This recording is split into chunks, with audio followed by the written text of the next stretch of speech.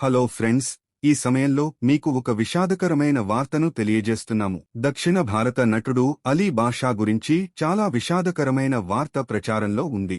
అందరినీ నవ్వించిన నటుడు ఈ రోజు మౌనంగా ఉన్నాడు. పూర్తి వివరాలు మీకు తెలియజేస్తాము మరియు అతని భార్య దీని గురించి ఏమి సందేశం ఇచ్చిందో కూడా మీకు తెలియజేస్తాము. దానికి ముందు మా ఛానల్కు సబ్స్క్రైబ్ చేయండి మరియు వీడియోను లైక్ చేయండి.